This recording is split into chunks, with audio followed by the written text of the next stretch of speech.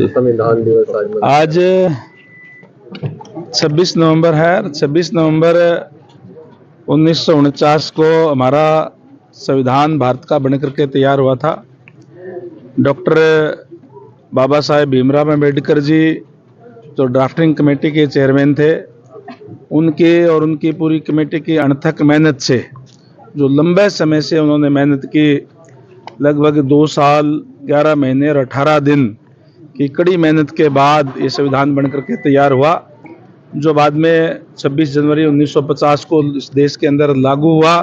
जिस कायदे कानून के तहत आज हमारा देश चल रहा है और इस तरीके का कानून तैयार करने का काम किया, संविधान तैयार करने का काम किया, जिसमें हमारा जो संघीय ढांचा है, अलग अलग प्रदेश हैं, अलग अलग बोलियां हैं, अलग अलग वेशभूषा है, और एक संविधान के तहत, एक कानून के तहत पूरे देशवासी जो है वो रहते हैं।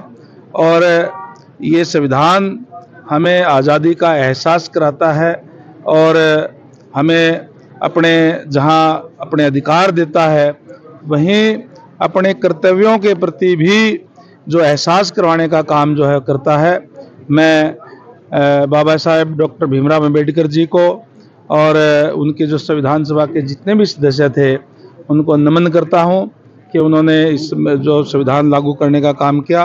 मैं धन्यवाद करता हूं हमारे देश के यशस्वी प्रधानमंत्री जी का भी और हमारे प्रदेश के मुख्यमंत्री नायब सैनी जी का भी, क्योंकि प्रधानमंत्री जी ने 2015 में जब डॉक्टर भीमराव अम्बेडकर जी की 125वीं जयंती थी, तब उन्होंने ये घोषणा की कि हम 26 नवंबर को संविधान दिवस के रूप में मनाने का काम करेंगे।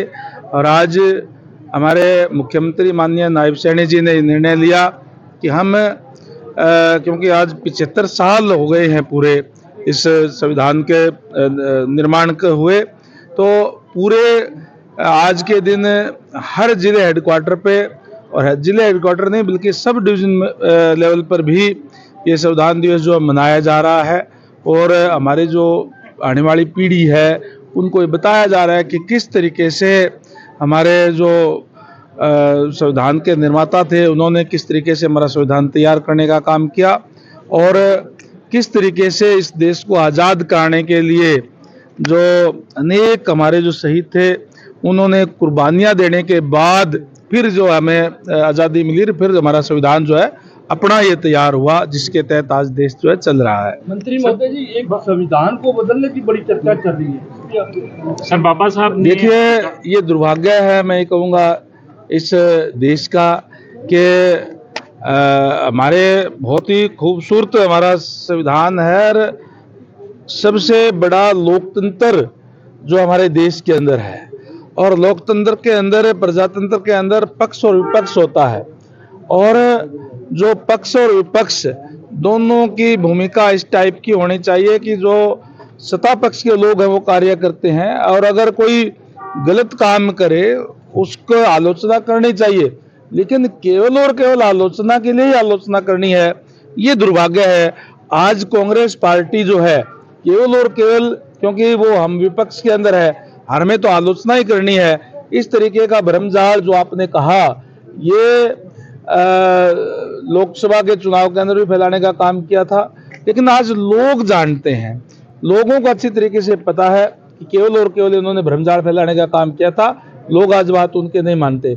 उन्होंने अपने समय में किस तरीके से जब 1975 के अंदर इमरजेंसी लगी थी तो इस संविधान की धज्जियां उड़ाने का काम किया था कि जो मेरे ख्याल से जितनी जुल्म और जातियां अंग्रेजों ने नहीं की, इतनी जुल्म और जातियां उन्होंने अपने समय में करने का काम किया था।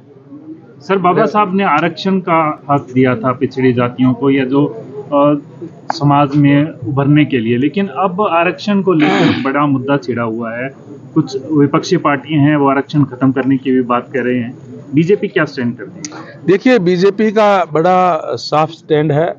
जो आरक्षण की व्यवस्था बाबा साहेब ने बना करके दी है संविधान के अंदर, उसको कोई समाप्त नहीं कर सकता।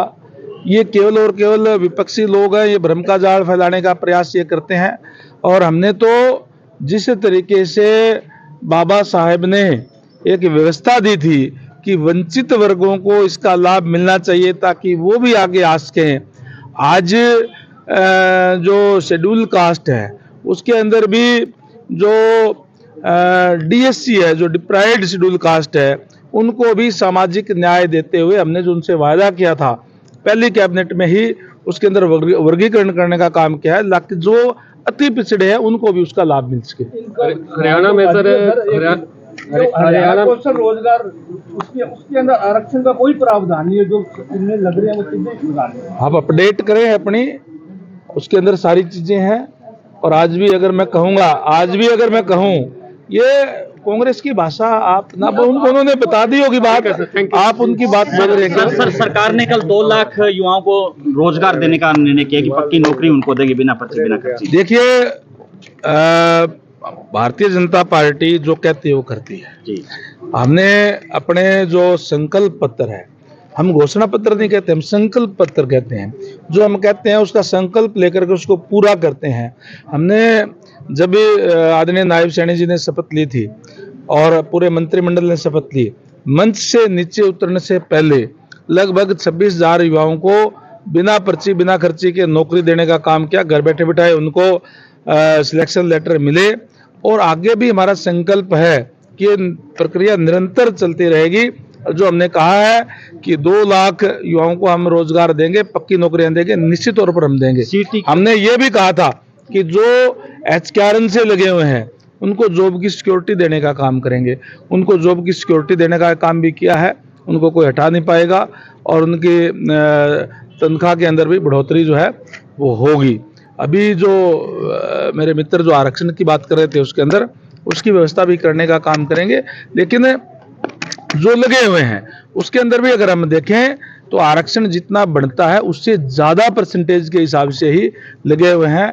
एससी के जो साथी है वो शायद 20% आरक्षण है लेकिन 28% लगे हुए हैं। इसी तरीके से जो बीसी के है वो भी जितना उनका आरक्षण बढ़ता है 27% बढ़ता है, 32% के करीब जो वो लगे हुए हैं उसके अंदर। तो सीटी टेस्ट कब तक होगा? युवा इंतजार कर रहे हैं, सरकार ने भी कहा था कि जनवरी तक हो जाएगा। देखिए जो सरकार ने कहा है वो हम करेंगे, समय पर करेंगे।